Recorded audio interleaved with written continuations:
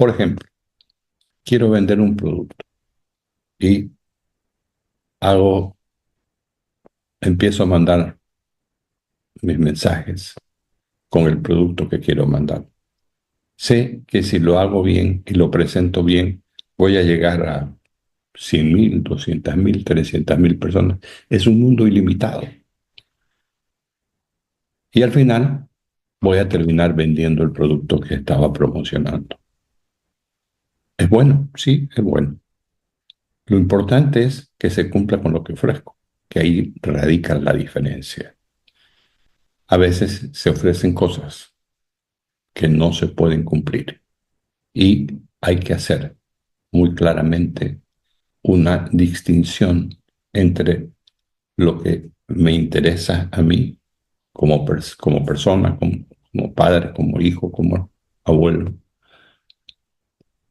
como familia, qué es lo que nos interesa a nosotros y qué no nos interesa, qué debemos desechar.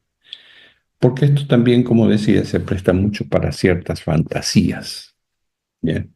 Para vendernos humo y es peligroso. Es peligroso porque hay que tomar decisiones y estas decisiones pueden ser apresuradas de acuerdo al nivel de penetración que puedan tener las personas o las entidades que están inmersas en este proceso de hacer publicidad de algo. De ninguna manera digo que es negativo el poder utilizar el medio. Lo negativo son los contenidos.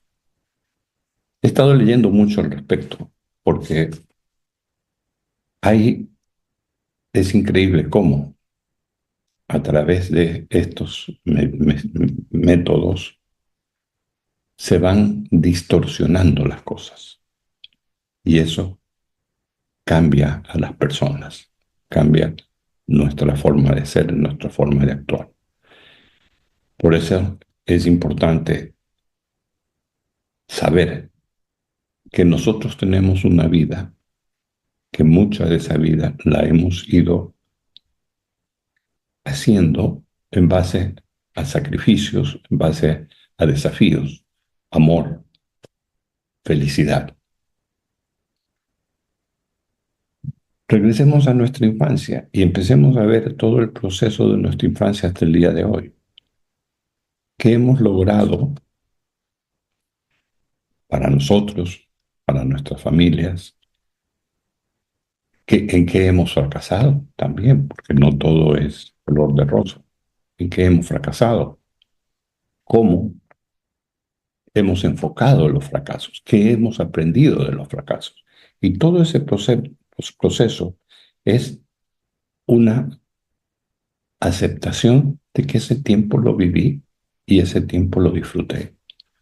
Y hoy estoy en el tiempo de hoy, del día de hoy. Al concluir este día, qué bueno sería sentarme y analizar, perdón, qué aspectos de la vida del día de hoy fueron positivos, qué negativos, qué debo esperar para ya mañana si es que llega el mañana o qué debo desechar. Y muchas veces hay que decir, deja de sufrir tanto por lo que sucede afuera y preocúpate más por lo que vive adentro, por lo que vives internamente. Hay que aceptar las reglas del juego de la vida, como enfermarnos, como manejar situaciones complejas, el trabajo en sí, la comunidad en la que nos movemos, la empresa, los compañeros, todo es una faceta, una serie de facetas que tenemos que ir amalgamando para hacer algo que nosotros, nuestra vida, nuestro ser, nuestro comportamiento. Creando nuestra propia realidad es saber qué hemos logrado hasta hoy, qué nos falta, en qué podemos entrar un poco más. Encontraremos un factor siempre, que es el miedo a lo desconocido. Pero ese miedo a lo desconocido lo podemos manejar justamente conociendo aquello a lo que tenemos miedo. Hay muchas formas de lograrlo. Hay muchas formas de poder enfocarnos en una realidad y en un aspecto único en nuestra vida, que es ese sello que nosotros ponemos, ese sello que es el ser, nuestro ser. Cuando nos liberamos de resentimientos, por ejemplo, y sanamos, vamos sanando heridas, ¿qué sacamos de provecho de aquello? ¿Cómo nos vemos en ese tipo de situaciones? Hay unas 3 reglas que le llaman 3 reglas mágicas. La una es: no te compares con nadie. Tú eres un ser único y exclusivo. Tanto así que tus huellas digitales nunca se repiten. Por lo tanto, tu forma de ser, tu ser interno, tu ser, cómo te expresas como él, eres único. Y eso no me permite compararme con nadie. La segunda es: sé libre para pensar, para profundizar, para disfrutar a tu manera de las cosas que has conseguido y de aquellas cosas que te faltan para conseguir. Y la tercera, que es muy interesante, fuerte, es: aprende a decir no. Aprender a decir no implica que tenemos nuestras propias decisiones. La gente corre hacia un lado y yo decido ir por el otro lado. Alguien me puede decir: tú estás equivocado. No, yo estoy según mi criterio, estoy por el lado correcto. Vemos tantas situaciones hoy extremas que suceden y que estamos inmersos nosotros indirectamente, porque decisiones que tomen terceros serán las decisiones que empezarán a manejar las cosas sin que yo haya tenido esa decisión o yo no iba por esa decisión. Ser libre implica eso. Ser libre implica pensar para mí, para los míos, en el bienestar que vamos a dar. Porque todos buscamos progreso, todos buscamos crecimiento en todos los aspectos, crecimiento en lo personal, en lo espiritual, en lo laboral, en lo familiar. Todos esperamos un crecimiento. No somos seres estáticos, somos seres dinámicos.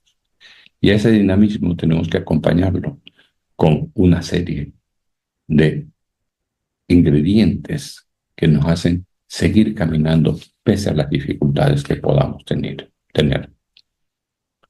Ese mundo nos permite, ese mundo que creamos, nos permite volver a volar, volver a levantar vuelo, a decir: yo estoy presente en esta vida y qué bien se siente estar aquí. Como dijeron apóstoles en el Tabor.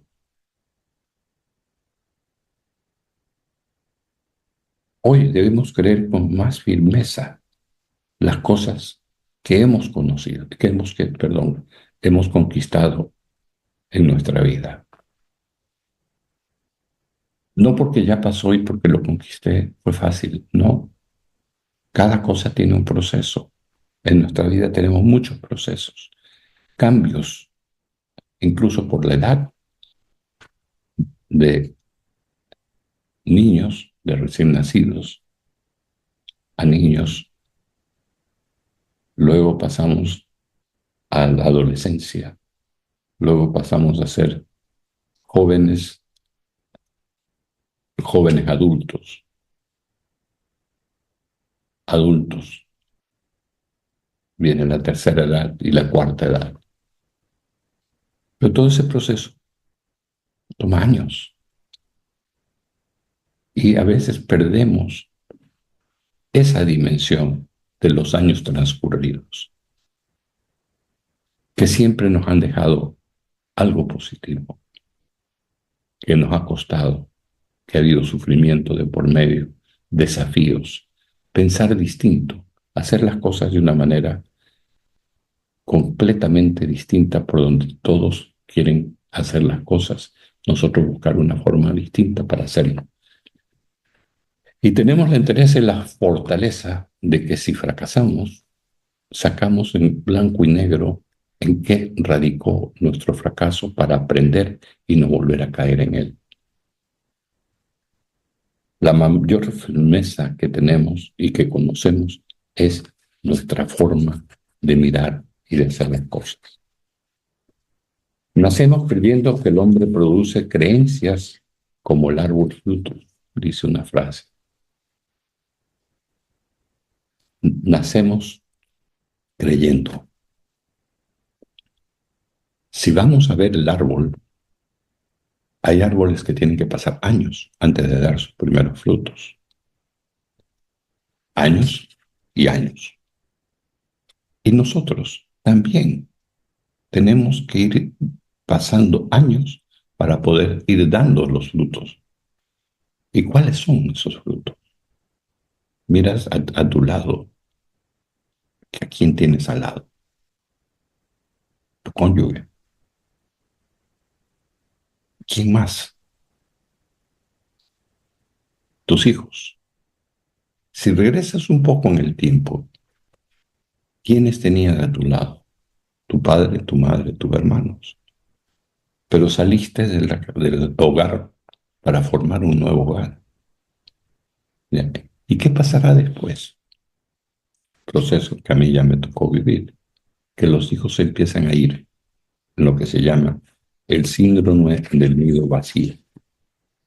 Y después de eso viene otra recompensa, que son los nietos. Cuando estamos en estas redes enmarañadas que se van tejiendo a nuestro alrededor, cometemos a veces el grave problema, o el grave error, perdón, de ir haciendo lo que nos dicen que hagamos y perdiendo la costumbre que había antes, que era hacer las cosas por uno mismo. Me explico. La tecnología es muy buena, pero de acuerdo a los estudios científicos que hay, ha agudizado ciertos aspectos mentales y otros tradicionales se fueron perdiendo. Y más aún con las nuevas tendencias de inteligencia artificial, que hace todo lo que tú le preguntes, porque la inteligencia artificial no es otra cosa que un cerebro que capta toda la información, pero no solamente mía, sino de todo el universo, y lo pone al servicio del ser humano. Es un invento enorme, bueno, pero el problema es cuando le damos mal uso. Algunos países empezaron a dar cuenta que los jóvenes estaban asistiendo a clases solamente en forma presencial, pero no estaban desarrollando nada. Y los deberes y exámenes los hacía la inteligencia artificial. ¿Qué decidieron esos países? Cortar. Porque entonces estamos creando, y perdón la expresión, pero quiero ser muy drástico en esto, robots de carne y hueso, porque ya uno ya no piensa por sí mismo. Ahora es la inteligencia artificial la que piensa por algunos. Entonces, nuestros hijos, ¿qué están aprendiendo? Nuestros hijos, y ahora en el caso mío, mis nietos, han nacido en la etapa del desarrollo más fuerte de la tecnología. Entonces, para ellos, el celular les llama mucho la atención. Desde que nace la criatura, está viendo la atención o poniendo su atención, desviando de muchas cosas para ver cuando ve una pantalla, accidentalmente. O a veces los padres lo hacemos a propósito. El niño llora mucho, ponle un videíto y le ponen un video infantil, ya, pero el niño empieza a estimularse con eso. Tiene tres aspectos para el cerebro: luz, movimiento y sonido.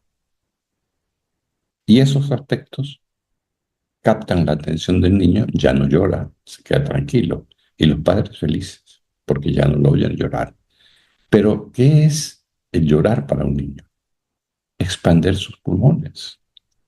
Entonces, a cambio de que no se expandan los pulmones, le pongo los videos. Y al final vienen una serie de circunstancias y de consecuencias. Problema de enfermedades pulmonares, que se está viendo mucho en los niños y la juventud. Problemas pulmonares, problemas cardíacos, porque en el llanto del niño está fortaleciéndose todo el sistema del ser humano, incluso el inmune. Es decir, crear las defensas para cuando tenemos enfermedades. Fíjense ustedes cómo, hasta dónde estamos llegando. Y el problema es que somos cómplices y encubridores de estas situaciones. Y a veces nos molestamos porque creemos que esto es bueno, ya no lo investigamos. Y la diferencia, si ustedes ven, nosotros los un poco más antiguos, ¿cuáles son los regalos que se le dan a los niños? Antes se les regalaba soldados de plomo. Después se descubrió que el plomo era malo. Entonces pasaron a ser soldados de plástico. Carritos, muñecas de tela. Después vinieron las muñecas plásticas. Herramientas, cubos para armar.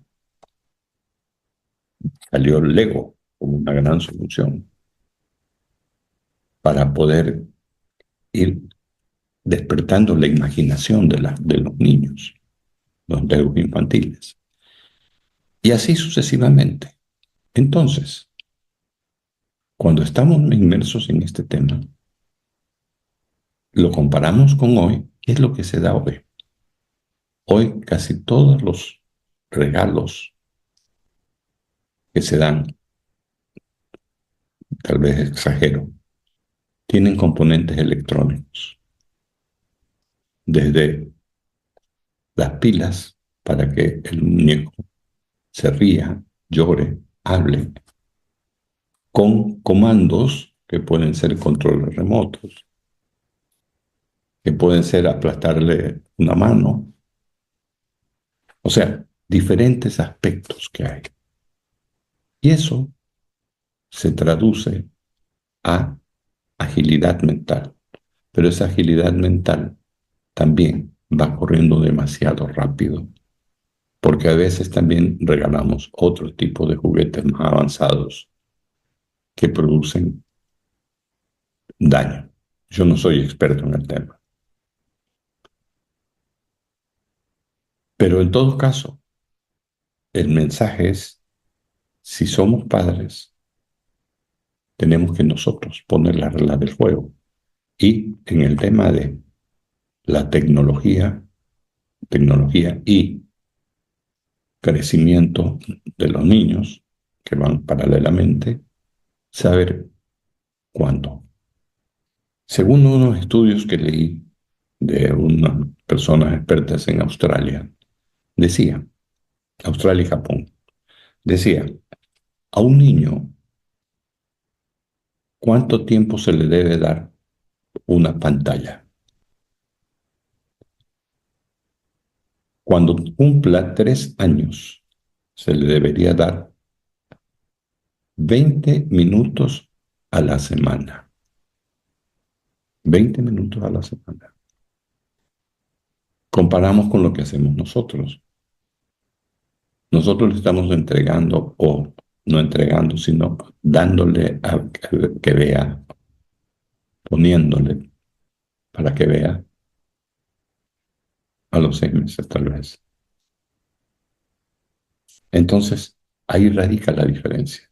Y dice que la Organización Mundial de la Salud, decía este artículo que leí, está tomando seriamente medidas en crear ciertos esquemas de salud, porque se están analizando cuáles son los problemas de salud más frecuentes en la niñez hoy debido al tema de las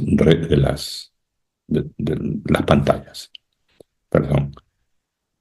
Pero adicionalmente también dicen que las pantallas y lo que le pongamos, cambian el desarrollo de la persona, que empiezan a adaptar palabras, movimientos similares a los que ven. Y entonces, vamos a ver niños caminando como robots. ¿Y saben qué? Nosotros somos los culpables. Tenemos que tener conciencia de toda esta situación para que el mundo en el que estamos cambie. Porque si no, hay mentes malignas que empezarán a dominar a través de todos estos métodos las personalidades de las personas. Perdón la redundancia. Empezarán a crear nuevas tendencias.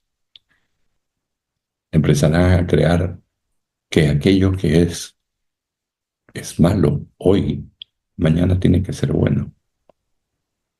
Y debemos ver cómo están cambiando realmente estas cosas. Tenemos que estar presentes. No estamos ausentes del mundo, estamos presentes en el mundo. Por lo tanto, hagamos de nuestra vida un sentido de vida, perdón la redundancia otra vez, que sea coherente con nuestros principios.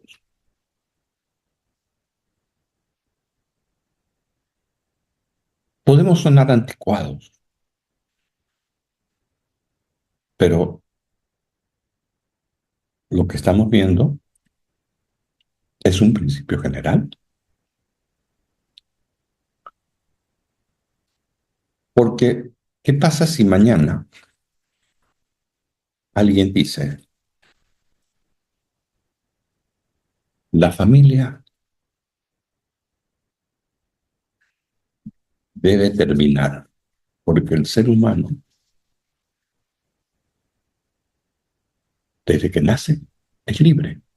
Sí, definitivamente es libre.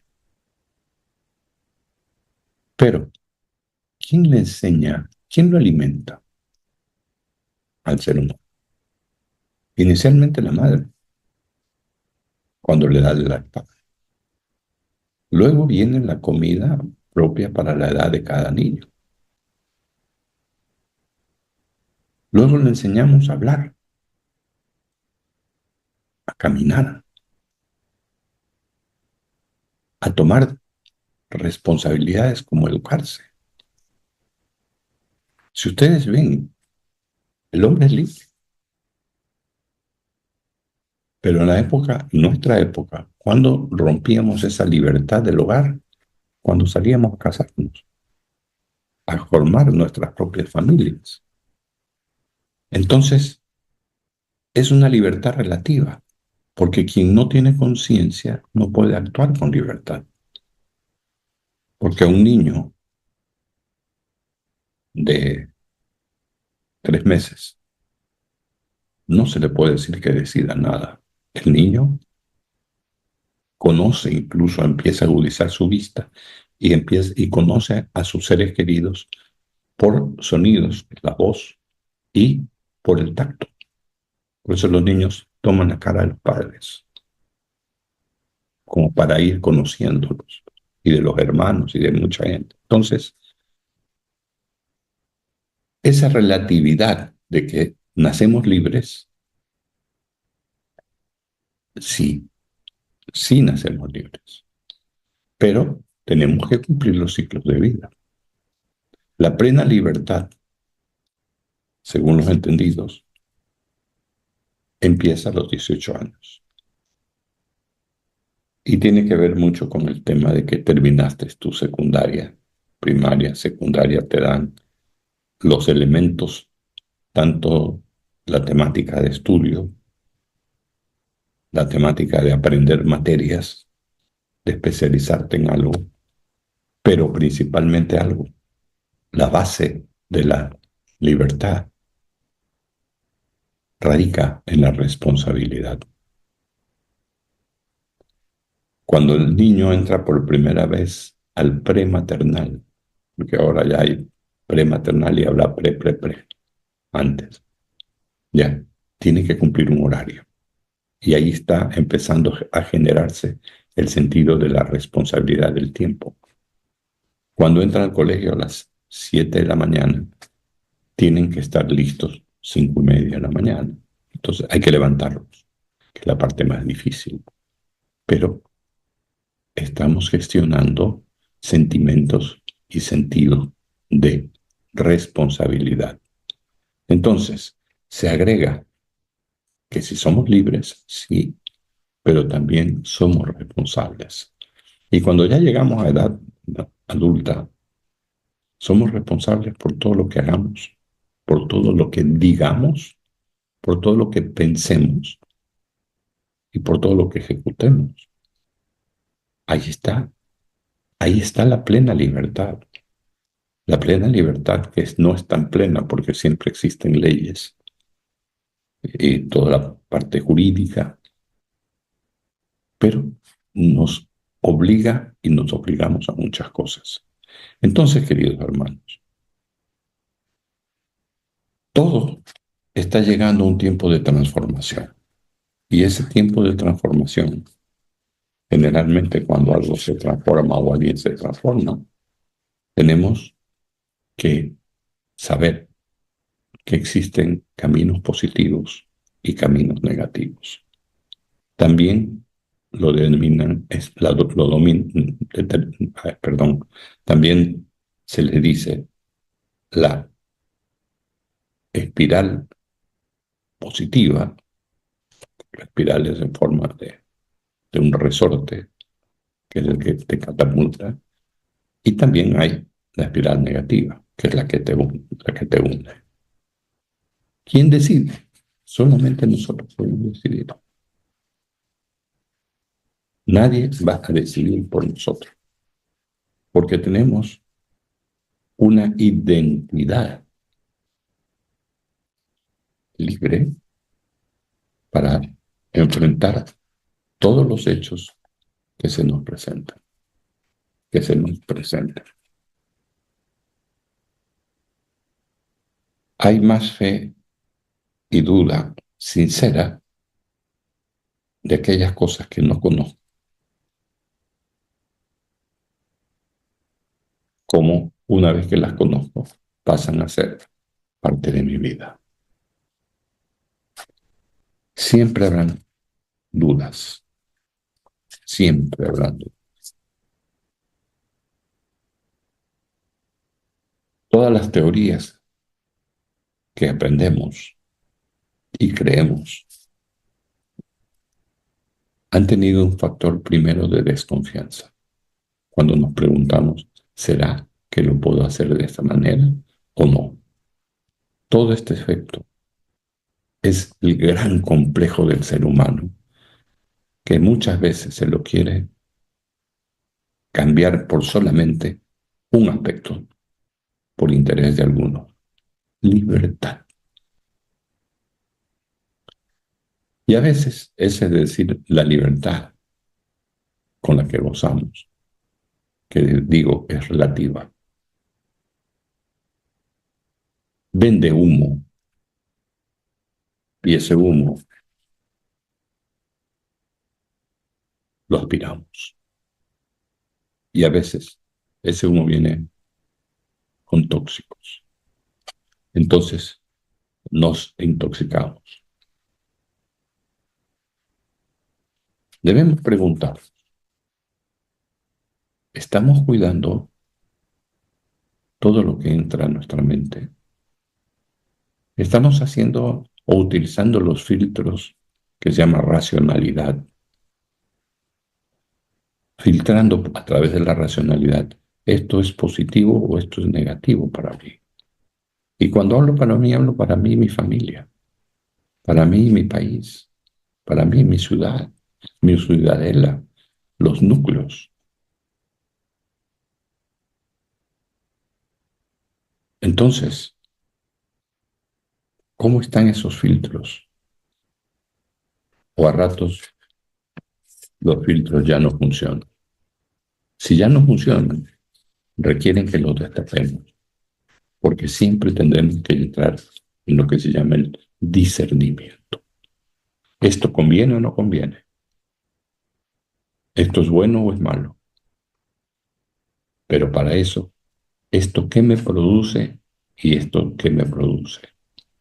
Y si me produce A, ¿cómo puedo seguir adelante? Si me produce B, ¿cómo puedo hacer?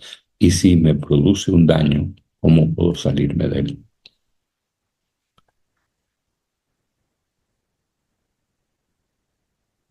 Yo recuerdo los discos viejos que habían, los de acetato. Generalmente en los play de lado y lado tenían 6 canciones de cada lado y eran 12 canciones. Muchos no conocieron eso. ¿Qué nos permitía? Un aspecto en libertad sencillo.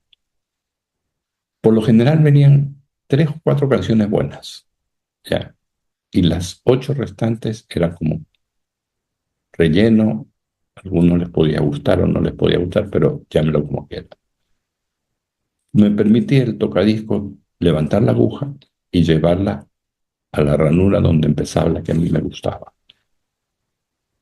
Y cuando uno usaba mucho el disco, veía que había muchos que no los había escuchado y muchos que estaban desgastados. Bueno, eso sucede en nosotros. Y hay muchas cosas que en el sentido del disco también hoy nos introducen a que aquellas cosas que nos gustan es las que más repetimos. Hay que pasar por el filtro,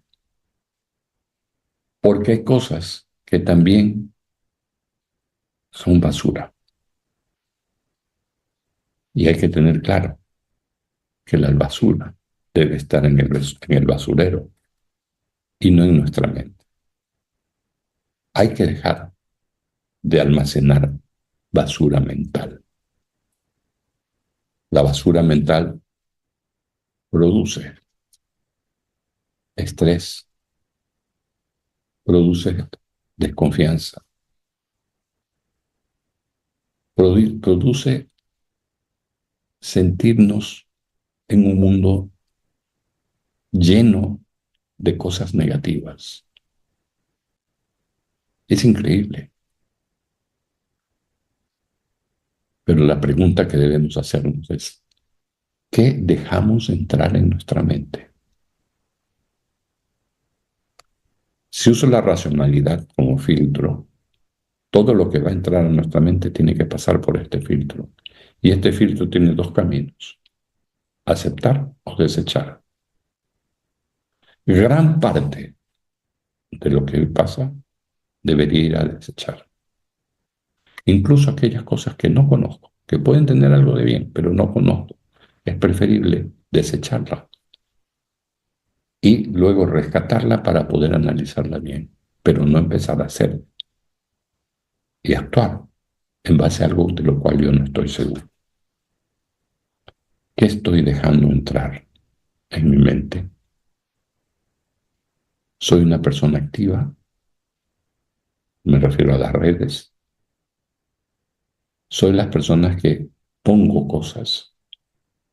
¿O soy simplemente un lector que todo lo que llega cae y más grave, lo reproduzco porque lo comparto?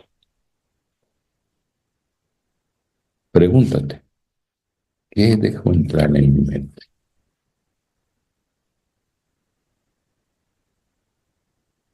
Encontré algo muy interesante que va un poco en este sentido y quiero leérselos textualmente.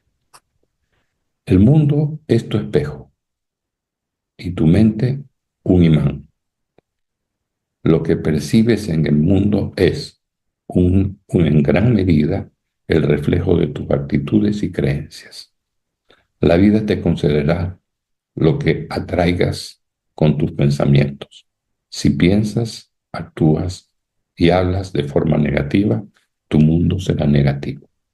Si piensas, actúas y hablas con entusiasmo, obtendrás resultados positivos. Muy claro. Yo soy el dueño de mi mente y de mi ser. Yo soy el que permito que entre o que salga de mi mente lo que yo quiero que sea. Si no paso el filtro, entonces seré un, un títere más en la vida. Entonces, así como las cosas entran, los pensamientos entran, también hay personas a quienes dejas entrar en tu mente.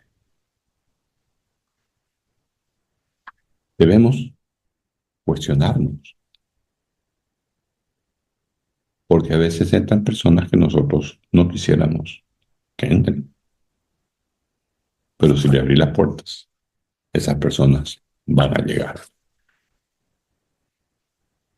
Démosle la bienvenida a lo nuevo, que es que nuestro estilo de vida.